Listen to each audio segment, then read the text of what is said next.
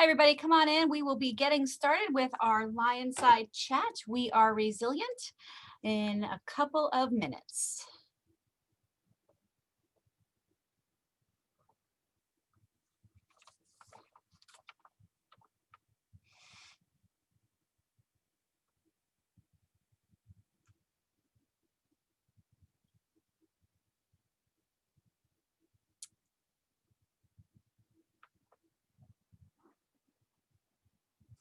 We'll be getting started in just a few seconds here, everybody. You can check your volume, make sure you can hear us all right.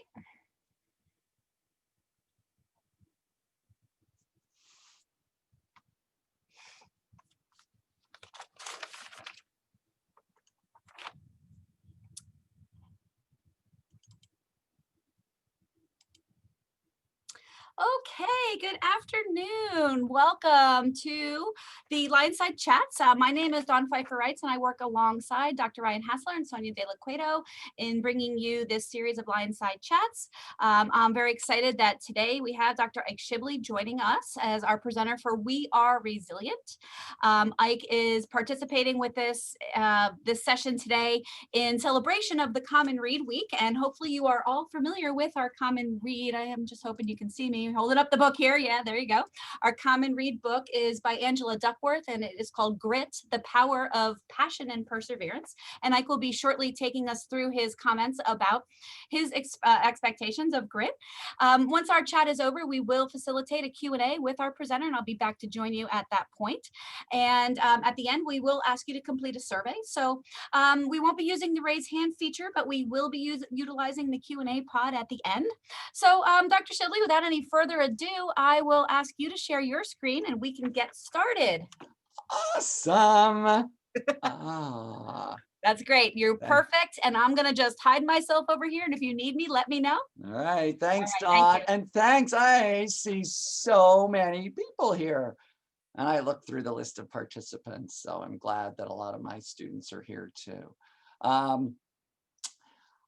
So this is a talk that primarily summarizes grit. Hopefully most of you have read it, although this could be like a synopsis if you haven't, I guess. But I want to tie in two other concepts that both were alliterative, grace and gratitude. And so I'll kind of wrap that up at the end to try to suggest, as my subtitle says, not too high an expectation about what this talk's going to be, but how to live your best life. So in 30 minutes, you're going to learn how to live your best life. Okay. So I am not Angela. I'm not Dr. Duckworth. It would have been nice to have her here, but I will tell you that I'm trying to channel her. I have watched her TED Talk several times. She did a Google talk that she did a really nice job with. And I actually am going to crib a couple things from that talk because she's incredibly articulate. She also has great stories. I hope you enjoyed the book because I think it's beautifully written. And I think there's a lot of powerful messages in it, but it's the way she couches those within kind of a story. So it's easy to read. So anyway, so I'm not her, but I will try to channel a lot of her. There's a reason the Phillies mascot is called Gritty. Most of us would like to think we're gritty, that we're resilient, that we have what it takes to stay at it. For college students, a lot of that is, I want to stay in school. I want to finish my first semester with a high GPA. We're going to talk about setting much smaller goals because that's important. But I think most people think they're gritty. What we need to do is unpack some of that. And one of the things Duckworth does in one of her talks is she asks you, and I'm going to ask you to do this, just take a couple seconds and complete that sentence.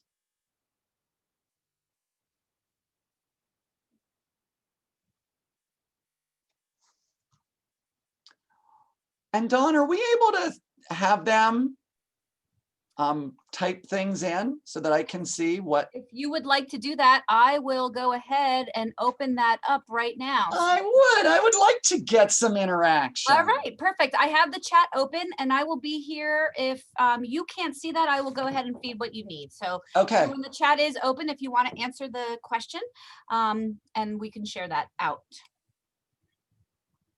Oh, there it is. Yay. Are you seeing awesome. it, Ike? Okay. All right. So being incredibly good at something. Talent is work. Okay. Talent is something a person is skilled at. I got to slow these. They come in fast. A skill. Something that you're good at. Drawing. Something that may be natural, but also incorporates a lot of work. A myth. Woohoo. Talent is respected. It's natural ability, understanding what you are and doing it well, being successful at something that you enjoy and work towards it. Talent is skill, practice. Talent is useless. Ooh, only part of the equation. It's uniqueness, hard work combined with natural, hard work and dedication. Good, payoff from work. Having a set of skills you're good at. Good, something you work at, skill and perseverance mixed, accomplishment, combination of natural and learned behavior, dedication, whatever you want it to be, a gift, something you're acquired over hard work, natural ability, mix of hard work and natural skill. Okay, and there, oh my God, there's lots more. I am going to tell you what Angela Duckworth over her career came up with, which is that it's talent is the rate at which you increase your skill with effort. The rate at which you increase skill with effort. That's important. I like that definition because it does emphasize that some people learn their skill faster than others. Some people, I tell my students this all the time. So if you compare yourself with the person next to you and they can figure out chemistry problems faster than you, that doesn't mean you're not good at chemistry.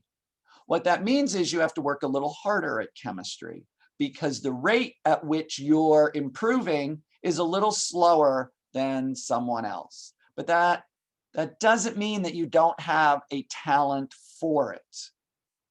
So I think that's an important concept.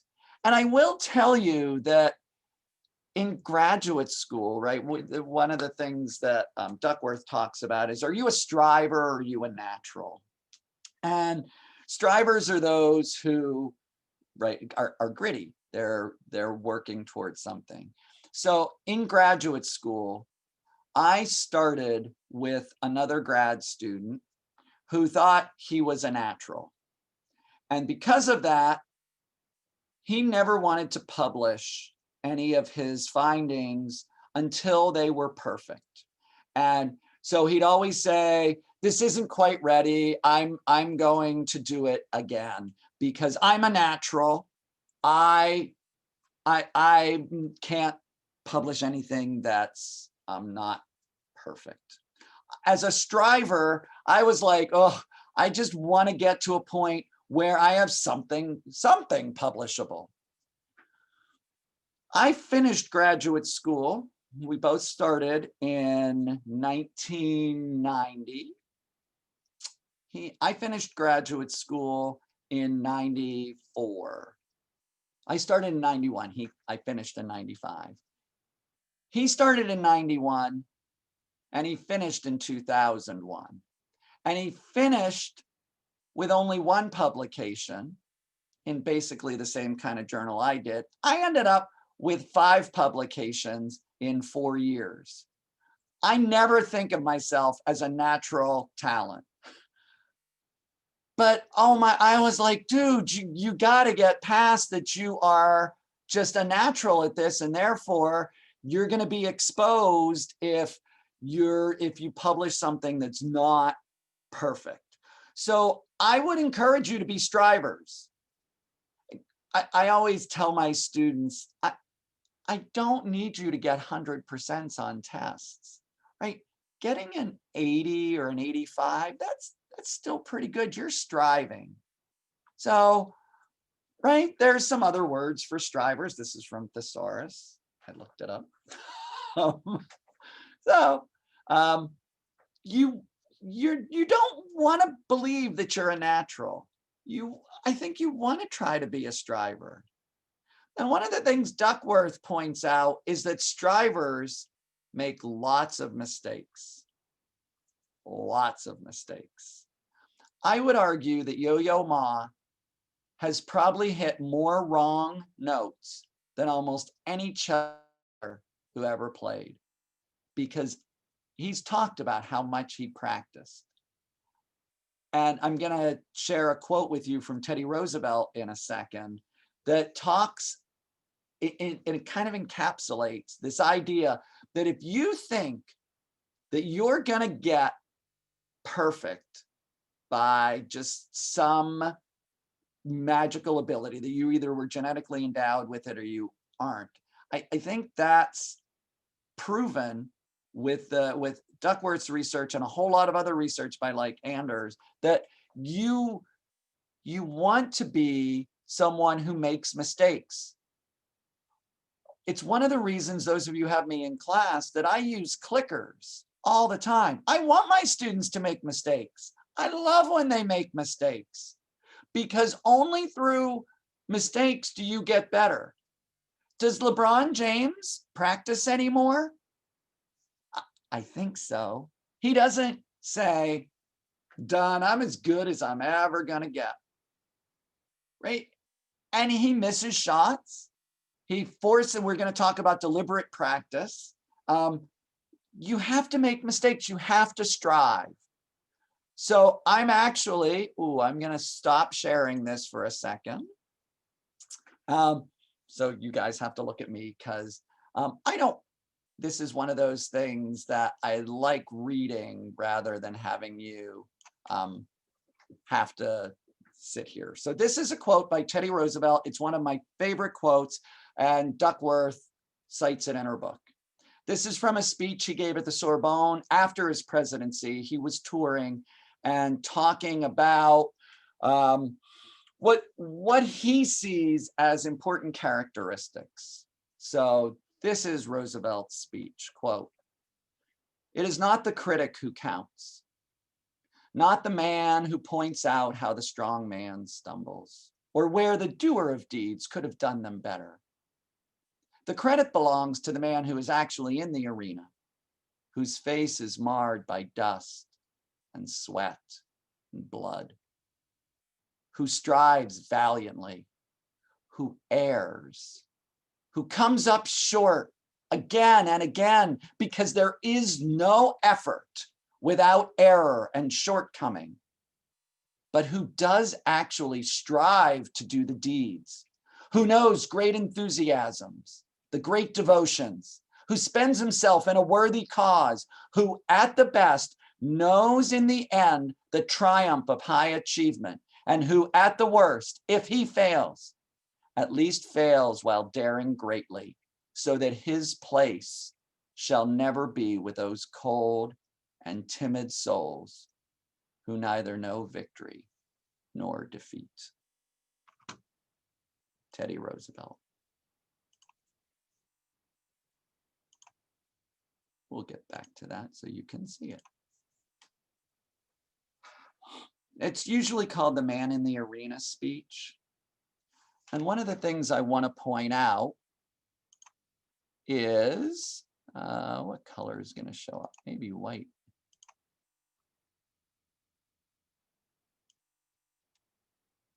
There is no effort without error. You guys need to cut yourself some slack as students, because you are going to make errors. what I hope is that you'll learn from them. You don't keep making the same error again and again and again. But you're going to feel like you're coming up short, but you want to be in the arena. You want to strive to do the deeds. You want to be a college student. You want to put in the effort that you need to work. So we're going to rely on this quote as we go through here, because one of the formulas that Duckworth gives, just like Roosevelt said, is that effort counts twice. If you have a little bit of talent and you put in effort, you will develop skills. If you take those skills and you put in more effort, you will achieve. Talent times effort equals skill. Skill times effort equals achievement. Effort's there twice. Talent's only there once. Duckworth also talks about the two components of grit. And I like this because students often think, hopefully you remember because it's the subtitle. Students often think that passion is what you need. And while it's important, Duckworth points out that you can have intense passion and really want something, and as soon as the going gets tough, you give up. So from a metaphor perspective,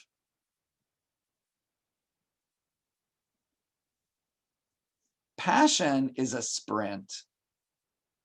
You can, right? It's easy to fall in love.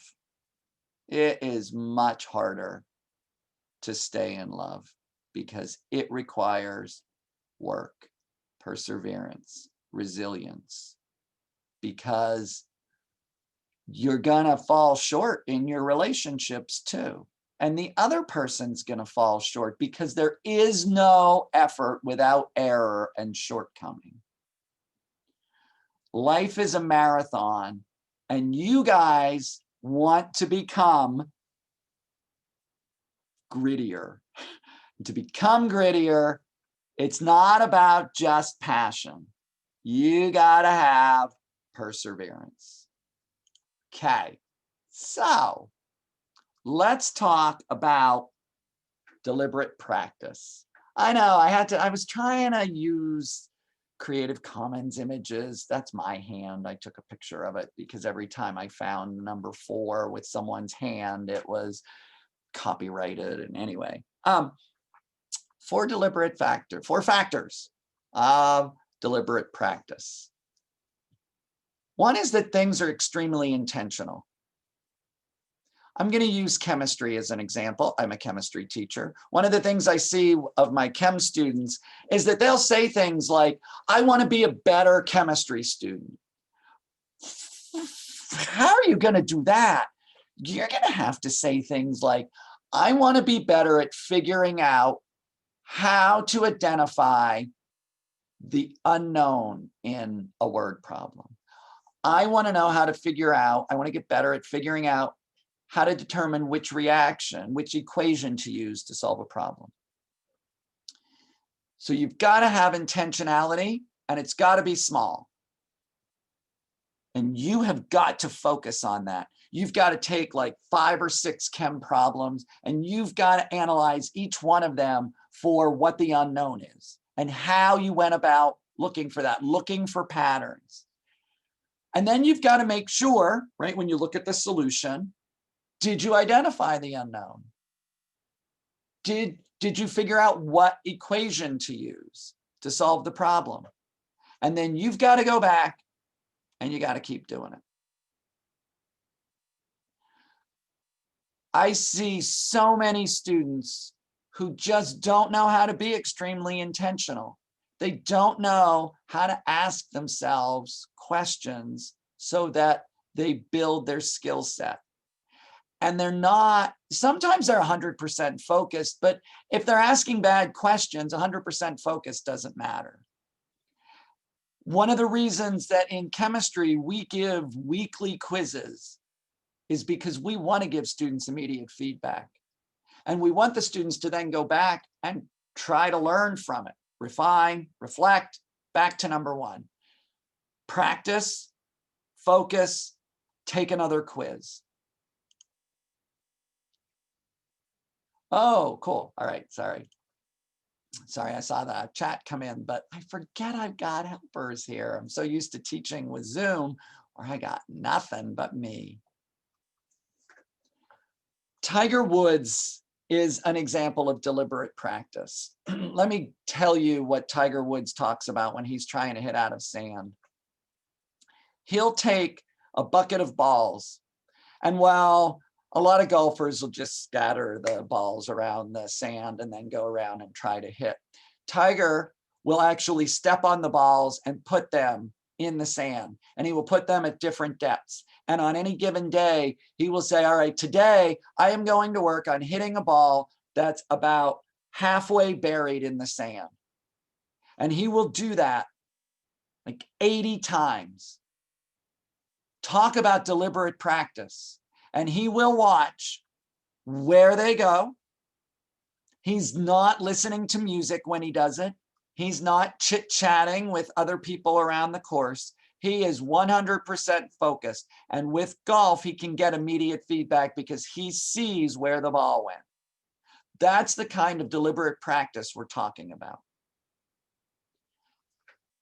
So you're willing to do deliberate practice. You're willing to spend time on chemistry, for example. You want to become an expert?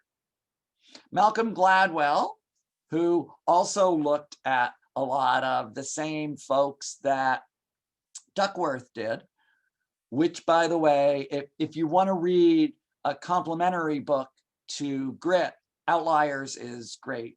Gladwell is also a really beautiful writer, and there's a reason he's been so successful. But 10,000 hour rule.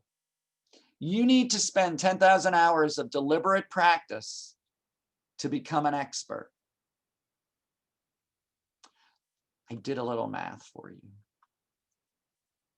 You're a college student. When you graduate, you'll have about 124 credits. Each course is 3 hours of class time. I'll be generous. Faculty want you to spend 6 hours outside of class for the 3 hours inside. I do research on student study habits, so we know that that's not the case, but I'll give you some leeway. You can do that math. Type that into your calculator. That's 1,116 hours. You are a long way from being an expert. I'm getting close. I think I'm getting close to 10,000 hours. I've been teaching 25 years. I do deliberate practice. I do things like practice my slides. I'll write questions and then take them myself. I'll redo the quizzes. When I walk in the morning, I'm always thinking of ways to make a particular day better. I have never had a class where I've had it go perfectly, right? My deliberate practice is to get to the point where I have less gaffes. But in any given class, I can't be perfect for an entire 50 minutes. But I'm getting closer. Sean Connery just died, so I thought I'd give you something topical.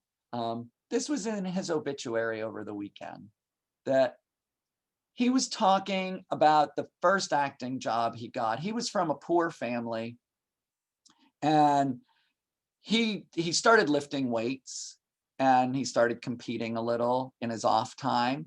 And he was strong, and he heard about a South Pacific tour, and they hired him because he could do handstands and he had some physicality. But someone on the tour suggested that he start reading plays, that he understand if he's going to be an actor, he needs to understand plays. So that's what he said. He spent his South Pacific tour in every library in Britain, Ireland, Scotland, and Wales. On nights that we were dark, he'd see every play he could. But it's the books, the reading that can change one's life. I'm living evidence. I don't know that he spent 10,000 hours doing this, but I can tell you that Connery was one of those underrated actors that people thought it came easily, kind of the way it comes easily to Yo-Yo Ma or Tiger Woods or LeBron James. It does not come easily. People strive. They work really hard to become who they are. So Connery immersed himself in the art of theater and then eventually in the art of acting. He won the Academy Award for The Untouchables. And one of the other things I learned from the obit was that what he did is rather than read his parts, he read all the other parts where characters were referring to his character so that he could understand how the rest of the cast viewed his character.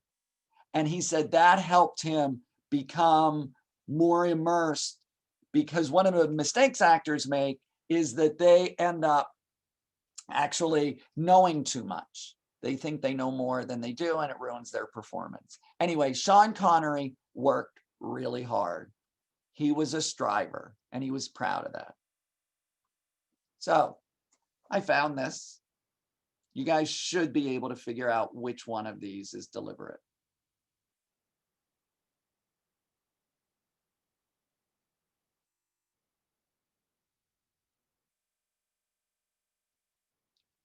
A lot of you are player B when you study. You kind of open the book, you turn on some music, check your social media feeds. I don't even know if that's the right word, right description. I'm so uncool. What you want to be is player A. You want to make sure that you are so focused when you are trying to figure out problems. And you're not going to be able to do it maybe for a whole hour. Sometimes you have to build up to deliberate practice. As college students, though, you want to work on it. So I do research on how students learn. So one of my other favorite studies comes from Benedict Carey's book called, simply enough, How We Learn. So we'll use cornhole, right? Deliberate practice. You're going to be tested on 4 feet away. So they took 5th graders and they let them practice at 4 feet. And they took a second group and they didn't let them practice at 4 feet. They let them practice at 3 feet and at 5 feet. And they'd move the box, the cornhole. And then they tested the students a week later. Group B far outperformed Group A. And the theory is that what we want is we want to keep adjusting our learning. By practicing at 3 feet and 5 feet, that allows us, when we have to go at 4 feet, to adjust. We're not trying to memorize. We're trying to build deliberate practice so that we can adjust to those learning situations. And when we're assessed, when we have a test, when we have a quiz, we're much better prepared. Students often say, oh, you didn't ask it that way in the problem that we did in class. And I think, oh, I've done something wrong as a teacher because I haven't been able to get students to see that part of learning isn't to memorize exactly how to solve a particular problem. It is not just doing the 4 feet. It's learning how to adjust so that you can perform in a variety of situations. Okay, I'm getting a little wound up, so we'll back off and we'll talk a little bit about purpose. So, passion, other people's needs, where they intersect, ideally will be your purpose. Caring about other people is, to me, the single most important trait that you can cultivate outside of grit. Because if you have a purpose, as Duckworth says, you'll be grittier because you're willing to work for something. So I thought I'd answer this question for you. This was from a photo shoot I did several years ago. The photographer and I, he always likes coming into my classroom. They're doing shots for promoting Penn State Berks, but he was excited that I think about how students learn. So he has me holding a brain, because even though I give you chemistry examples, I don't think of myself as a chemistry teacher. I think of myself as an improver of students' lives. I want students to get better grades, and I want them to do it through hard work. I want them to do it through their own abilities, that I want them to feel like they are striving.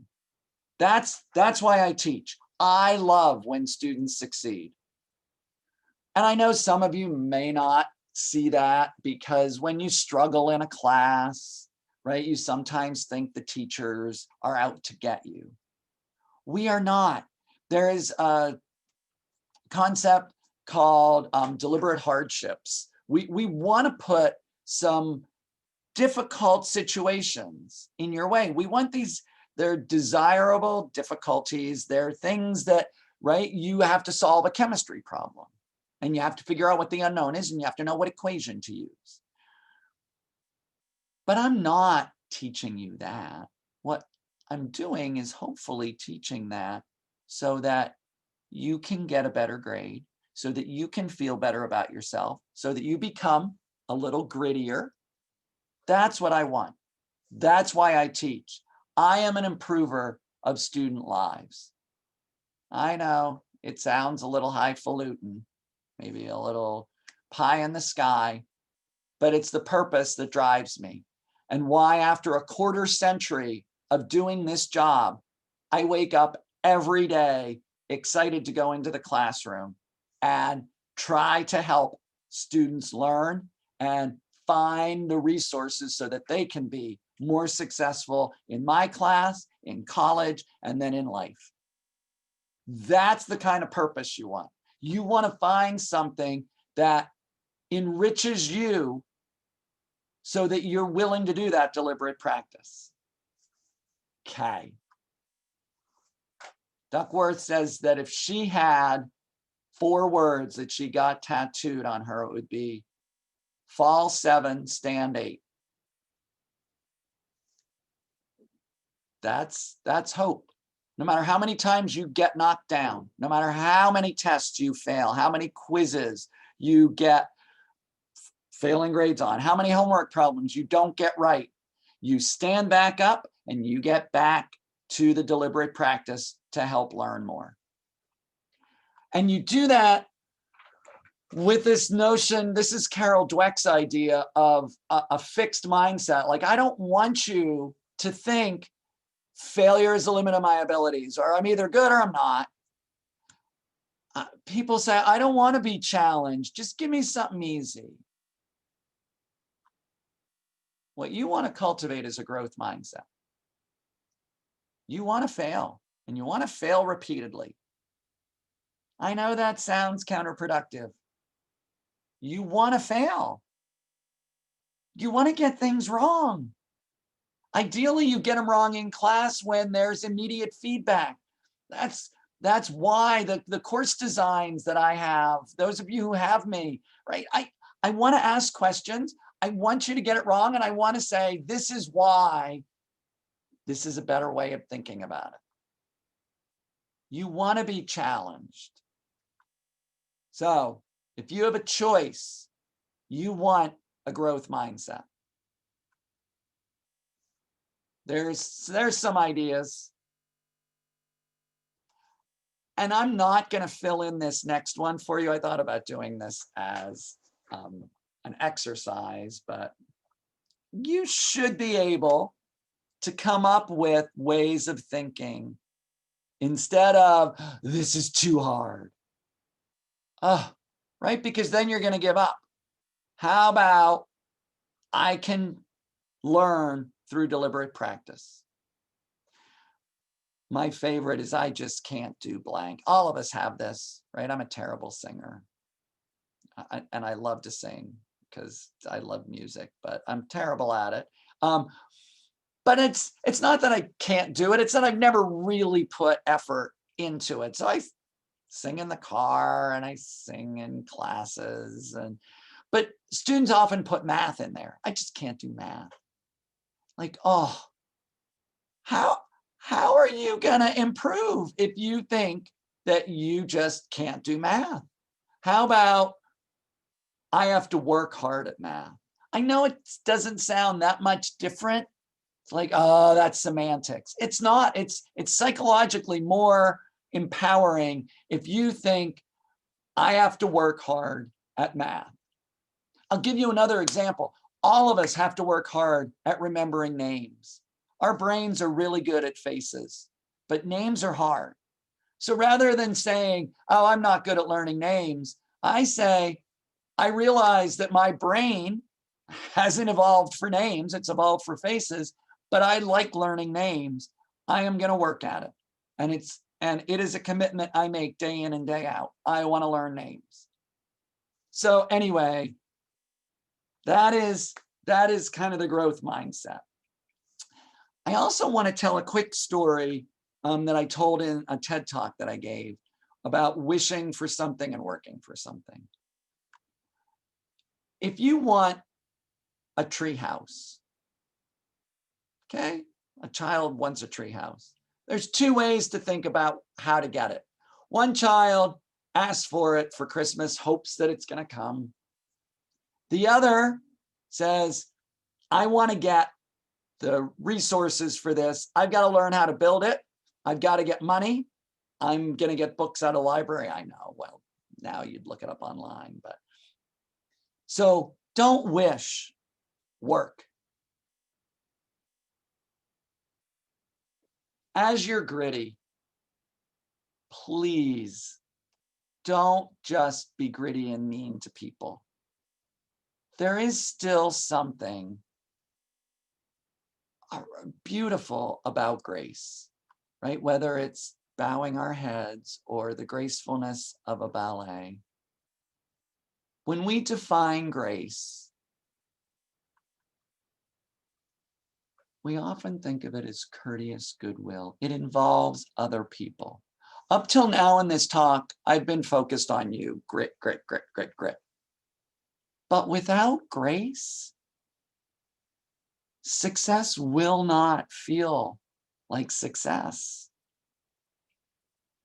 People like graceful people. Because if you're having a really, really, really bad day, one of the best ways to feel better about yourself is to hold a door for someone else.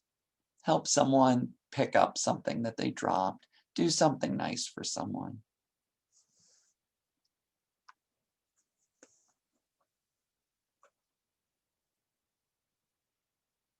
I like this.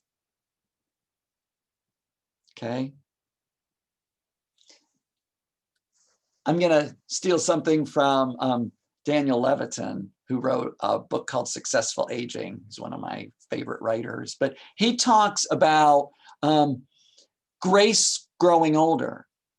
And if you're going to make a sitcom about an aging woman who does it with the most courteous goodwill, who is gritty, but also has this kindness, you might call her Grace. And that's Jane Fonda's character. It's a perfect name, and it perfectly exemplifies what I'm talking about when you want to cultivate grace as well as grit. The third GER is gratitude. I think most of us don't take enough time to be grateful for the day, for breathing, for food, for living in America, for being able to go to school. So most psychologists suggest that gratitude is the key to your overall goodwill. So if you're going to be gritty, and hopefully you're graceful while you do it, then you want to cultivate gratitude, because this will help you with your purpose. This will help you with your grace.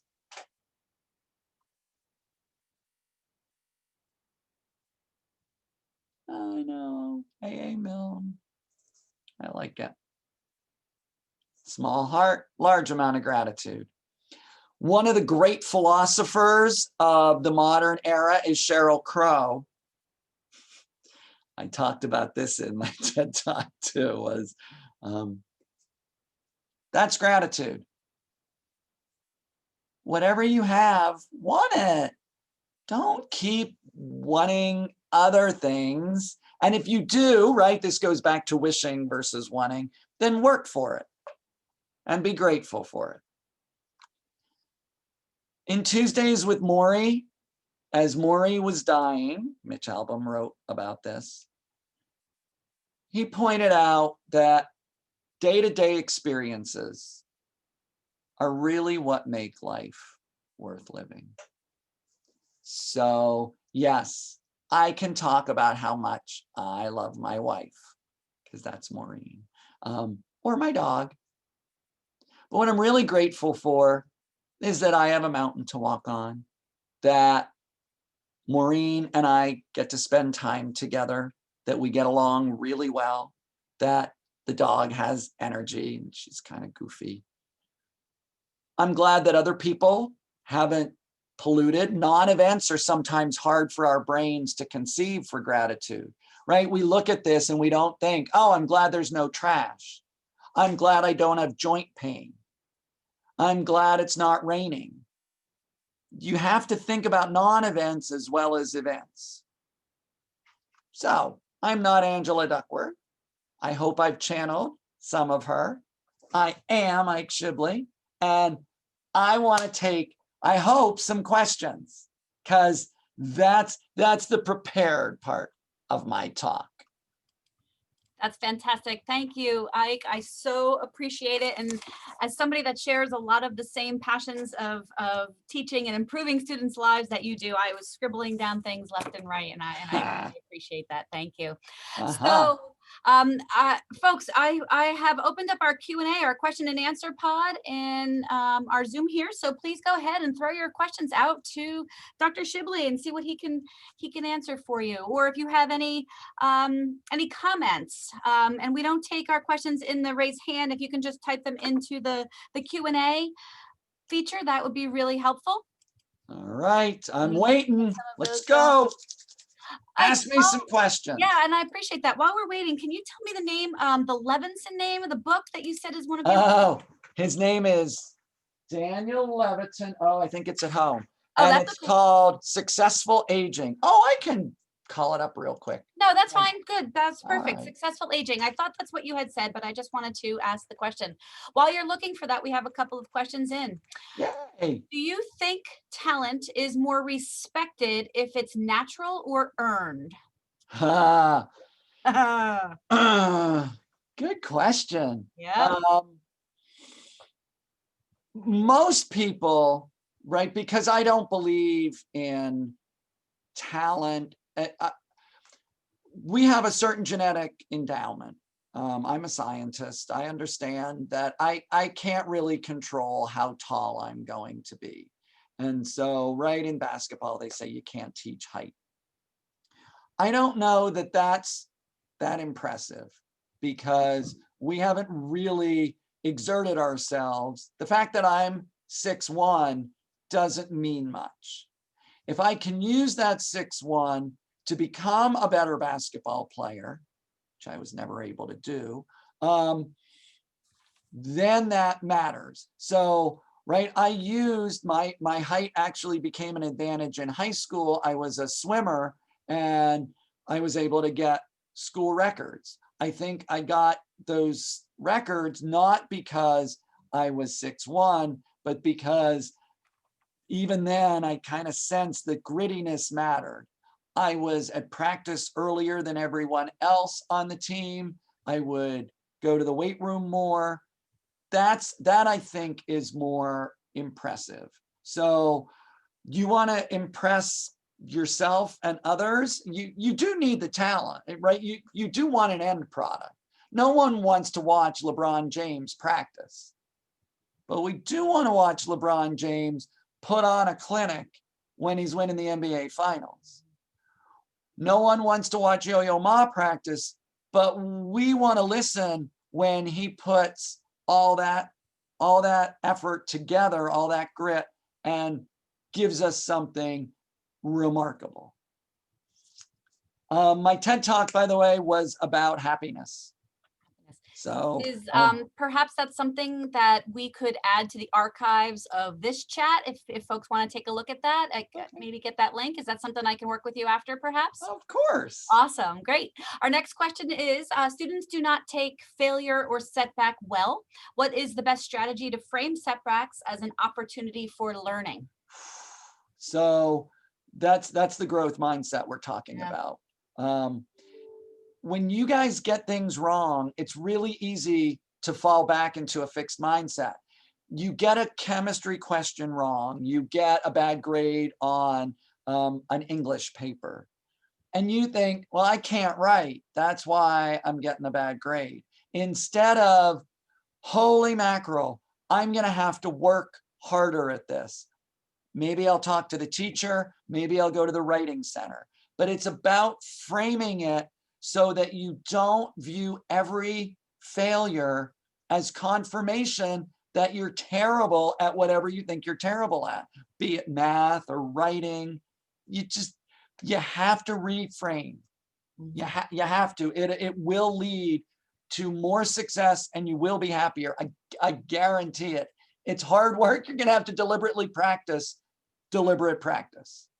Yeah, and I love that. And as somebody that teaches a course that requires a lot of that deliberate practice, I really appreciate your comments on that. Our next question from our audience is, I feel like I can't stay focused on anything, big or small, for very long. How can I improve this?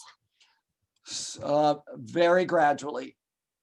You have to set goals for yourself.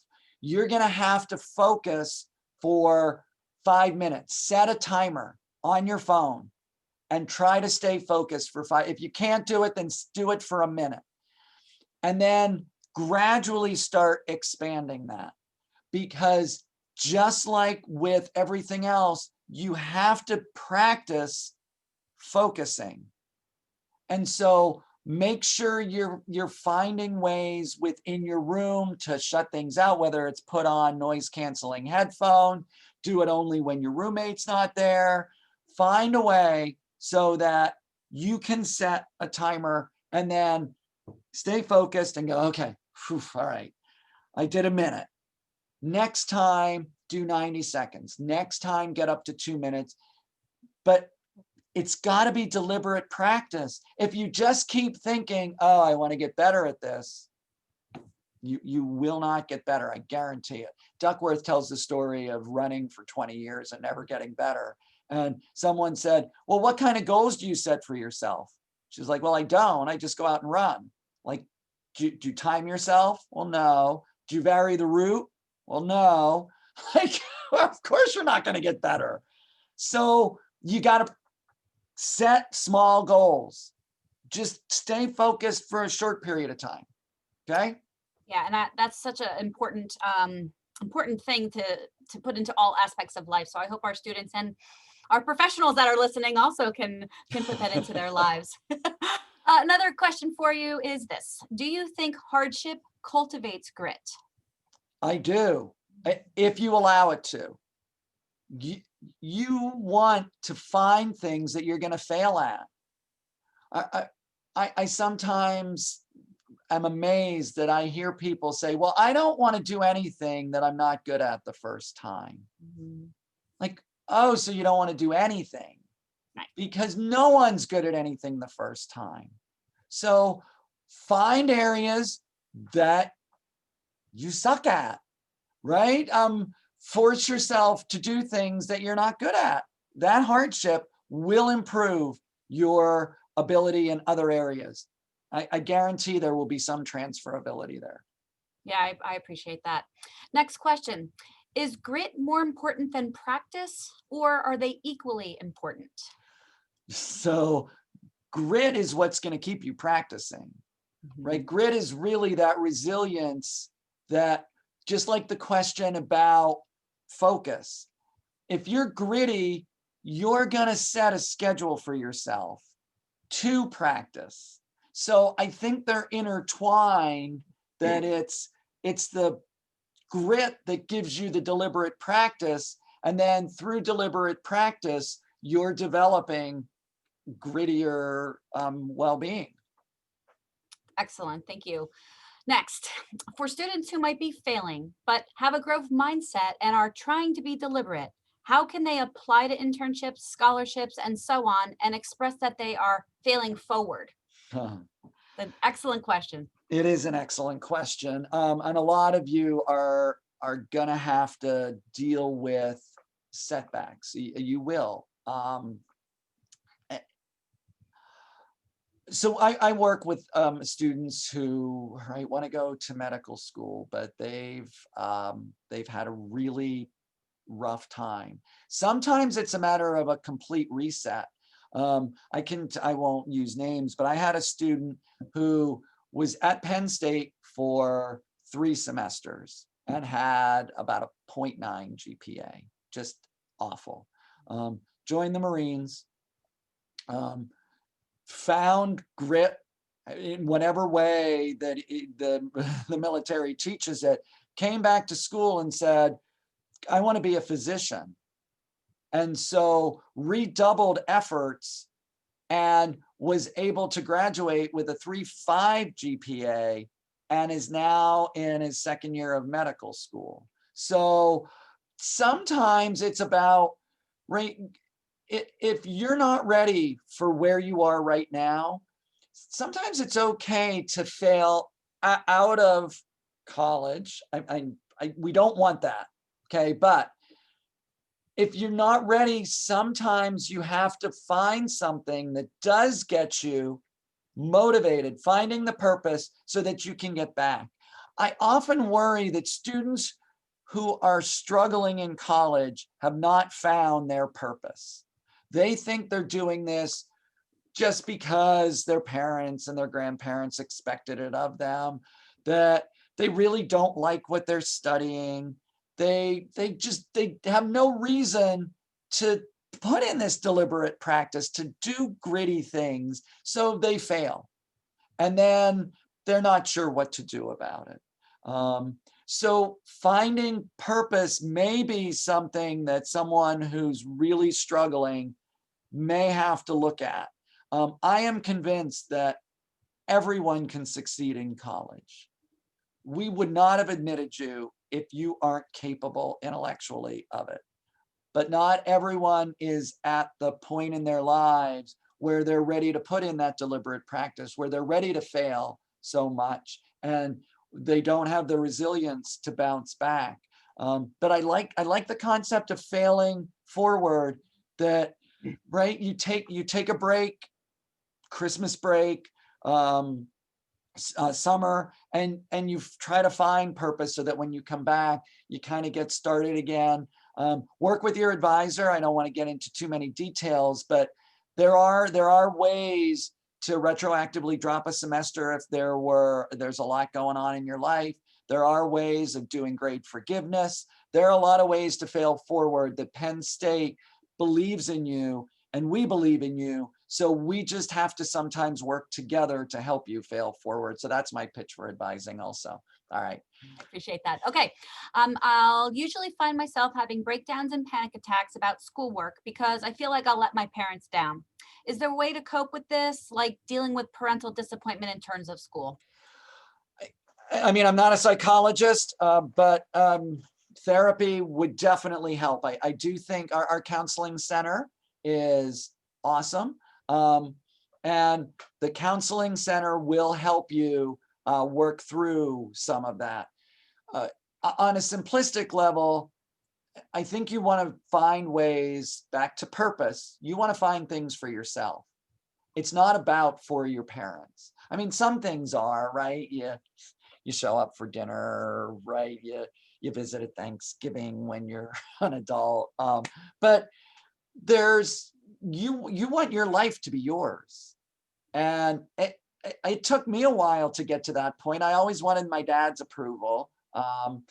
He never thought I never seemed to be able to work hard enough for him. And finally I got to the point where I was like, you know what?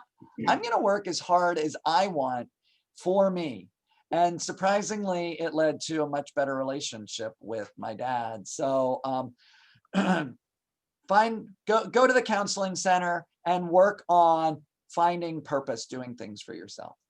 I love that. And I appreciate you pitching some of the other services we have here on our campus. And speaking of pitching, I'm going to take this next question to pitch a future LionSide chat, if that's okay. All right. The question is, it's after midterms and I'm losing motivation for school.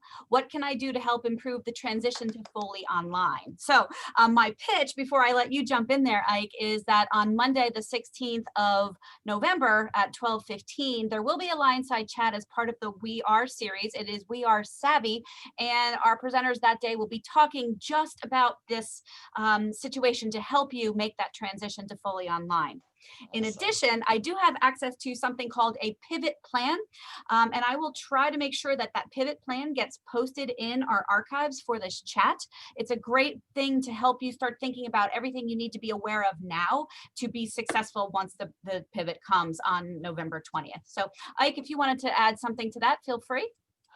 I will point out that from a motivation perspective, this has been probably the hardest semester for me as an educator. I hate to see students struggle. I tried to express that in the chat, in the talk. And I'm seeing students struggle. They don't have motivation, right? They don't want to come to class, or I give students the opportunity to Zoom in if they want. And so I think when students Zoom, then they get distracted and they're not as fully engaged. One of the things you want to do during the 2 weeks after Thanksgiving is you want to find a place, be deliberate, find a place in your house where you won't be disturbed. And when you mentally prepare, think about that hour on Zoom as trying to stay fully engaged. Get a piece of paper, work through the problems, come up with questions, chat. These are deliberate actions that you can use to make sure that you're staying as engaged as possible during the talk. Because it's easy, right? I go to faculty meetings through Zoom, and it's right. If I'm not engaged, I just start tuning out, and then I turn off my microphone, turn off the camera, and then I start doing something else. Sorry, I should probably not admit that when we're recording, but you want, as much as you can, if you're committed to doing well, then you've got to find quiet space, and you've got to commit to yourself that you will try to stay focused. I still love that question about how you develop focus. You're going to have to develop focus for Zoom. Those 2 weeks, you're going to have to practice. Maybe you're not going to be able to make it through the whole class, but at least time yourself, see how long you can get through, and then the next class, try to do it a little longer. So I don't want to say too much more than that, but I do think there are some deliberate strategies that you can use to try to at least fake motivation. And I appreciate that. I have one more quick question for you before we wrap up, and that is, do you think that social media and smartphone habits have weakened our grit muscles? This is when I start to feel old a little, because I do. I think it's too easy to look for immediate gratification, and I wish students would read more so that they could sustain motivation, sustain attention. It's I don't know that there's anything we can do about it, but I do think you need to be aware that it's really easy to grab a phone when you hear a chat, when you hear a ping. It's like, turn off your phone when you're trying to focus, when you're trying to Zoom. Don't try to do both. One of the things we know neurobiologically is that you cannot do two things at once. It's physically impossible. So you can switch back and forth. You can check a text and then try to come back to the Zoom. This is why teens have accidents, because they think they can. They think they can keep an eye on the road and text at the same time, and they cannot. They have to go back and forth, and all it takes is a split second. And in a car, that's a problem. In focus, it's easy. Once you break your focus, then it kind of gets easier to keep breaking it. So you're going to have to work to keep it. And I know there was a question about quantifiable attributes. That's more Duckworth, right? Because skill and effort are both. I think she's trying to make the point that what you want to do is put effort in. So yeah, I agree with that. And I appreciate it. And I thank you for your wonderful comments today. I think there were a lot of tips to help all of us adjust to learning in a variety of situations, no matter where we are in our stages of life. And I thank you for that. And I thank you for providing these awesome comments for us and to celebrate our Common Read Week here. And a special thank you to all of you for joining us today. As you click out of our chat here, you will be given access to a survey, and we really appreciate you taking time to complete the survey and provide us some feedback for this chat and future chats. You are also encouraged to visit our website to take a look at any of our future or our former chats in our archive page. And speaking of future chats, we have a couple of coming up. This coming Friday, the third installment in our Race 101 Critical Conversations series will be held at the Common Hour. And next week, We Are Respectful will be on the 11th at 12:15. So come on back and meet with us again to hear from faculty, staff, and students from Penn State Berks as they share their experiences. Stay safe, Berks and beyond. Signing off until next time, this has been Penn State Berks LionSide Chats. Thank you. Thank you, Dr. Shibley. You're welcome. Bye, guys. Thanks for being here. Excellent. Thanks, Ike. All right, here, I'll show you this. Woo, there he is.